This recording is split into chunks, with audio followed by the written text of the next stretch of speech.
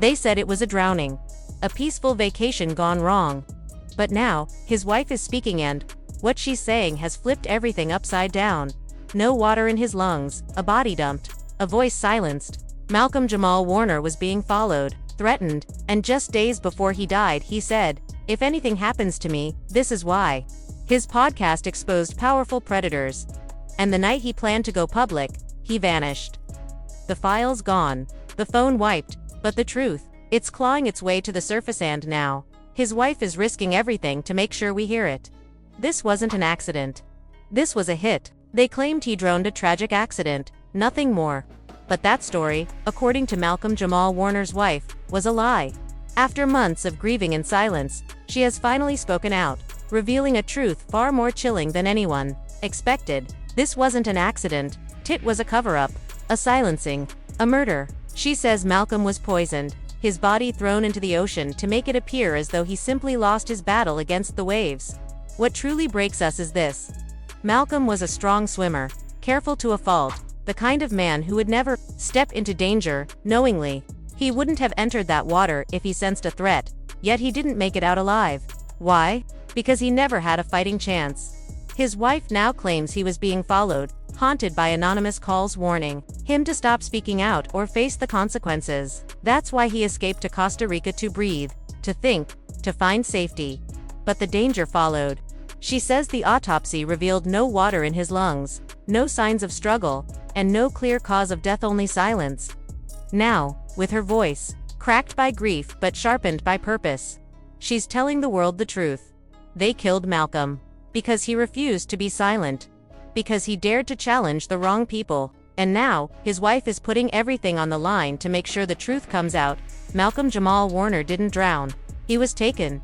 This isn't just the sorrow of a grieving widow. It's a demand for justice. And it's far from over. They thought silence would hide the truth, that her pain would be enough to keep her quiet. But that illusion has been shattered. What she's now exposing is deeply disturbing. For months, the world accepted that Malcolm's death was the result of a tragic drowning, a heartbreaking, random accident that left fans in disbelief, friends stunned, and his family broken. But beneath the tears and candlelight vigils, something far more sinister was brewing. Malcolm didn't simply drown. According to his wife, who is now speaking out after enduring months of threats, paralyzing fear, and suffocating silence, her husband was murdered. With shaking hands, and eyes clouded with grief, she recounts how Malcolm had been receiving anonymous threats in the weeks leading up to his death. These weren't just hateful messages or online harassment, they were chilling, targeted warnings to stay silent or suffer the consequences. They told him to stop talking, she whispered in a raw, emotional interview. They told him to shut down the podcast. That podcast, the one Malcolm had only just launched, wasn't simply a platform for music, art, or celebrity stories. He was pulling back the curtain on Hollywood's darkest corners, calling out racism, exposing exploitation, and naming names. Real names. Powerful names. And then, just like that, he vanished. But what makes this even more unsettling is what came next. The autopsy, the one mainstream media conveniently ignored, told a different story. There was no water in his lungs, no physical signs of a traditional drowning. Instead, the toxicology report revealed traces of a rare chemical compound in his bloodstream. Experts say it's a slow-acting poison, known to mimic anxiety symptoms before ultimately paralyzing the body. Malcolm didn't drown, he was poisoned, and his body was discarded into the ocean to stage a tragedy that never truly happened. His wife believes he was lured to that beach by someone he trusted, someone he thought was in his corner. And the moment he let his guard down, they struck. He was a strong swimmer, she said, her voice cracking through tears. Malcolm grew up in the water. He could outswim anyone I've ever known. There's no way he would have just gone under like that. But that's exactly what the headlines declared. Drowning, tragic, case closed. No investigation, no follow-up, no arrests, just silence. Until now. Because Malcolm's wife has had enough. She's breaking that silence, risking everything, her safety, her home, even her life, to reveal the truth. And what she's uncovering is sending shockwaves through the entire entertainment industry. She says Malcolm was getting ready to go public with a secret document, a leaked list of powerful Hollywood figures tied to racist, manipulative, and predatory behavior, specifically targeting young black actors. A list that could have destroyed reputations, ended careers, and blown open a carefully protected system of silence. That document vanished the same night Malcolm died. Coincidence? She doesn't believe it. I saw him holding it, she said. He had it printed out. He told me, if anything happens to me, this is why. Now, it's gone. His laptop missing, his phone found but completely wiped, his private cloud storage deleted within hours of his death. Every trace of that document has been erased. But she remembers the names, the conversations, the fear, and now, she's speaking them out loud. She's already received new threats. Her home security footage was mysteriously deleted. Her car was followed twice just last week. Still, she refuses to back down. I've already lost the love of my life. What else can they take from me? In an emotional video posted late last night, she spoke directly to the public. If you loved Malcolm, if you respected what he stood for, please help me spread this truth. They want you to believe his death was an accident, but he was silenced, he was targeted. And I won't stop until those responsible are exposed and brought to justice. The video went viral in less than an hour. Thousands are now calling for the case to be reopened. Hashtags like hashtag Justice for Malcolm and hashtag HeDidn't are taking over social media. Celebrities are beginning to speak up. Former co-stars, podcast guests, even quiet voices from inside the industry are starting to come forward. Something is shifting, something massive. And if what Malcolm's wife is saying holds true, this could become one of the most explosive scandals the entertainment world has ever seen. A beloved actor poisoned, silenced, erased, all because he spoke the truth. They tried to silence Malcolm Jamal Warner. But they failed. Because now, his voice echoes louder than ever. And this is only the beginning. But as the memorial candles slowly burned out, one by one, Malcolm's wife, still wrapped in the weight of her grief, finally broke her silence. And what she shared didn't just alter the narrative. It shattered it completely. I begged him not to go to the beach that day, she whispered during a quiet, emotional conversation with a close journalist friend. But he told me, if I keep hiding, they win. Her voice trembled under the pressure of months filled with silence, betrayal, and unbearable truth. Then she said it, the sentence that's now been shared over 12 million times in less than a day. This wasn't an accident. This was a message, and I know exactly who sent it. The internet gasped, and the world hasn't looked away since. For months, the world believed Malcolm had simply drowned while walking alone along a quiet, remote beach. But what his wife has revealed tells a far darker story, a pattern of threats, surveillance, and growing fear that began long before that final wave ever touched him. She brought out Malcolm's old phone, cracked, password protected, long assumed to be wiped clean. But with help from a private tech investigator, she uncovered something chilling, a string of encrypted messages from an unknown sender. One stood out, sending a wave of shock through every corner of the internet. Back out now, or you'll sleep where the tide breaks. It was dated just 2 nights before he died. Malcolm had been working on a powerful podcast series, Won the World. Never got to hear. The focus of Malcolm's unreleased podcast was explosive abuse and systematic cover-ups inside one of Hollywood's most powerful production companies. And those closest to him say he was ready. He had already recorded interviews, gathered incriminating footage, and named names. He had the receipts. His producer revealed, studio heads, hush money. Grooming. Some of these people are considered untouchable. And Malcolm didn't care. That terrified them. In one of his final voicemails, Malcolm left a message for his wife. If anything happens to me, don't let them say it was an accident. You know me. You know my heart. This fight's bigger than me. And now, as his wife steps forward for the first time, we're only beginning to understand how far this cover-up may reach. She disclosed a document that had been sealed and stamped confidentially to her by an anonymous whistleblower just weeks after Malcolm's funeral. Inside were transcripts of internal memos, meeting notes, and a full security briefing detailing strategies to neutralize a reputational threat, Malcolm Jamal Warner. But that wasn't even the most disturbing part. A former security guard, since fired, has now come forward claiming he saw 2 unfamiliar men trailing Malcolm in the days leading up to his death. They wore unmarked clothing, drove a black SUV, and according to the guard, radiated nothing but predator energy. He kept looking over his shoulder, the guard said, like he knew something was coming. Social media has since erupted with theories. Some believe it was a calculated industry hit. Others say it was revenge retaliation for what Malcolm uncovered. And now, even journalists who once brushed the case off as a simple tragedy are beginning to re-examine the facts. Fans have resurfaced, haunting footage from Malcolm's final Instagram Live, a short clip that's gone viral once again. In it, he looks straight into the camera, almost like he's saying goodbye. "They think I won't say something. They're wrong. Even if my voice shakes, I'll speak." Then the screen flickers, static takes over, and the feed cuts out. Even more chilling, a draft of Malcolm's final podcast episode titled "Buried Beneath the Sand: The Truth They Don't Want." U2 here was found hidden inside an encrypted folder on a drive discovered in his home office. Its contents haven't been made public yet, but sources close to the investigation claim the recording names 3 major entertainment executives, details multiple NDAs, and includes proof of hush money payouts. "He was one upload away from setting everything on fire," said a former production assistant. But he died before he could hit publish. Since his wife's explosive interview aired, Malcolm's case has officially been reopened, now classified as a suspicious death with potential criminal involvement. But the threats haven't stopped. Just hours after the interview went live, her car tires were slashed outside her home. No forced entry, no suspects, just a single white envelope taped to her front door with the words, "You've said enough." Her response: she posted the envelope online with the caption, "You took my husband. I have nothing left to lose." Now, the public is rallying. Hashtags like #JusticeForMalcolm and #WhoKilledMalcolm are trending across every platform as fans demand answers, arrests, and the full release of the evidence.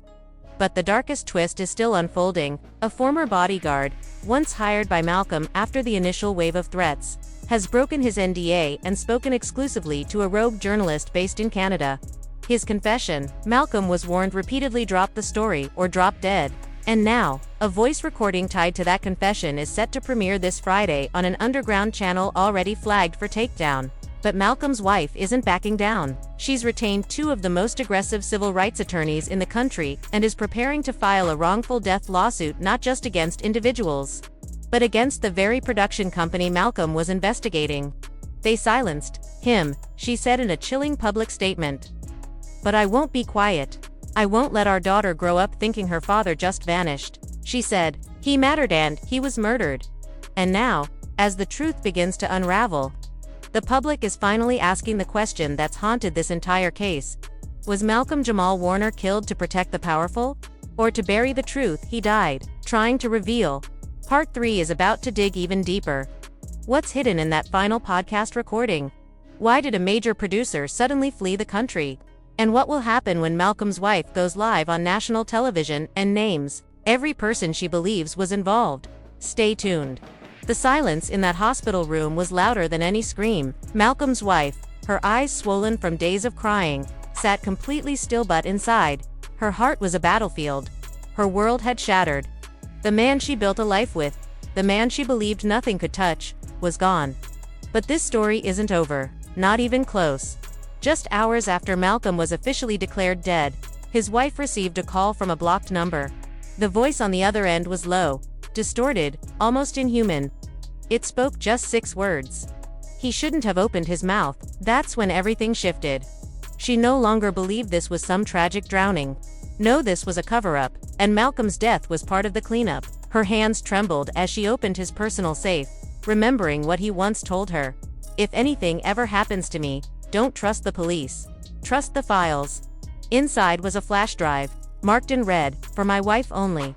With shaking fingers, she plugged it into her laptop. What she found made her stomach twist into knots. Video files, voice recordings, handwritten notes, each one documenting the harassment, the death threats, and the mysterious cars parked outside their home late at night. In one video, Malcolm appears holding a black folder. "They're watching me," he says. "This goes beyond Hollywood. This reaches people whose names I'm afraid to say out loud. If you're watching this, something's happened to me and it wasn't an accident." His wife collapsed into sobs, burying her face in her hands. This was real. He had been living in fear, and no one, not his friends, not his co-stars, not even his own family, knew how deep it went. The days that followed were a blur of funeral plans, press releases, and media chaos. But behind the scenes, Malcolm's wife was already moving quietly, relentlessly building a case of her own. She began with the name Malcolm had scribbled over and over in his notebook, Marcus Denton, an ex-business manager with a trail of dirty money, offshore accounts, and a reputation for vanishing when things got hot. Malcolm had once taken him to court and won, but Denton didn't take the loss quietly. He lost millions, and according to Malcolm's private notes, he'd sworn revenge. Determined, Malcolm's wife tracked him down to a luxury condo in Miami. She flew there under a fake name, carrying nothing but the flash drive and a fire burning in her chest. At the hotel bar, she found him and walked straight up to his table. She slammed the flash drive down and said, "I know what you did, and I'm not afraid of you." Denton froze. His smug expression vanished. He reached for his drink, but his hand trembled. She leaned in, voice steady, sharp. "I have the drive. I have his notes. I know about the threats, the wire transfers, the off-book payments to that private security team. You didn't just destroy his career, you killed him." People in the bar turned. Look, Denton shot up too fast, knocking over his glass, and without saying a word, he bolted. That was all she needed. Within days, she packaged everything: the flash drive, the videos, the handwritten notes, even footage of Denton fleeing the bar, and sent it to an investigative reporter who had once tried to blow the lid off a similar ring inside Hollywood. The reporter, once silenced and dismissed by mainstream media, resurfaced with a full expose that hit the internet like a shockwave. The headline: Malcolm Jamal Warner murdered. The video went viral overnight, drawing tens of millions of views. It included chilling footage of Malcolm warning of danger, the voice note from the blocked caller, and documents linking Marcus Denton, along with 2 other high-profile executives. Suddenly, the media couldn't ignore it. Denton's condo was raided, his offshore accounts frozen, his phone records seized. But just as Malcolm's wife felt justice closing in, a twist blindsided her. The autopsy report was quietly timed by a new coroner who replaced the one who had originally labeled the case suspicious. The new conclusion: accidental drowning, no foul play, case closed. She was furious, betrayed. The truth was being buried all over again, this time under official signatures and sealed reports. But she refused to be silenced. With tears in her eyes and a trembling voice, she appeared on national television, staring straight into the camera. "They want me to believe my husband tripped and fell into the ocean alone," she said. "But he was a strong swimmer. There were bruises on his ribs. There were things removed from his phone. And now they've revised the autopsy. If you believe that, then you've never seen how Hollywood protects its monsters." Her words hit like wildfire.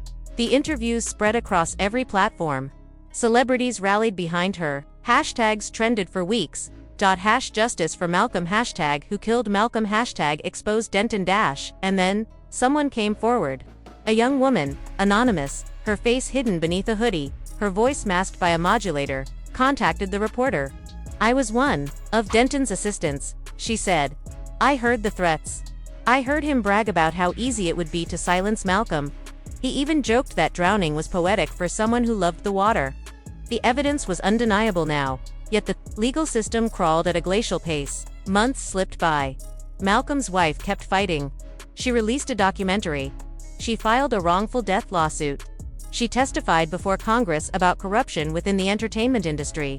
And then, one morning, a letter arrived in a return address. Inside, a single sentence: "They got to Denton before you could."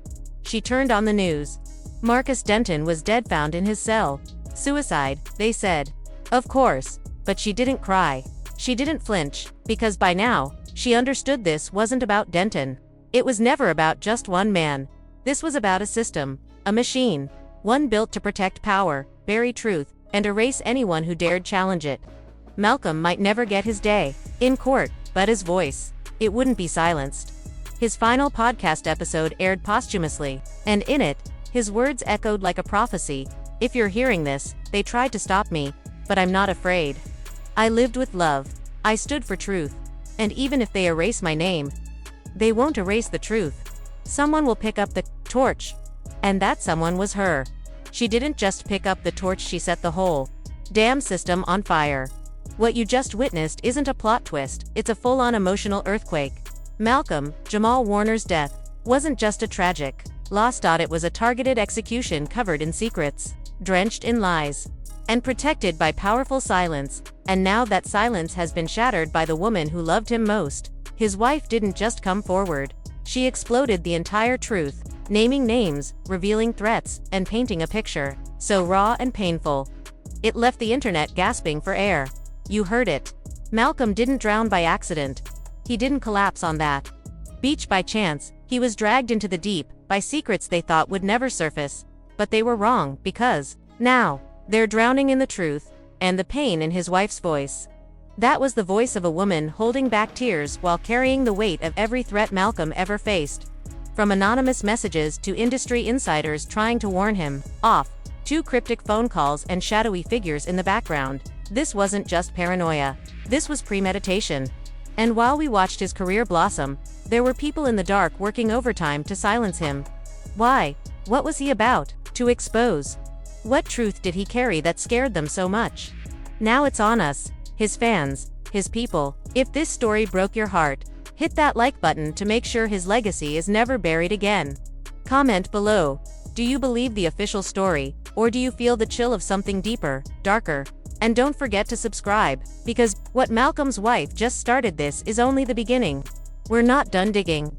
And what we find next might just blow this case wide open. Stay tuned. Justice is calling.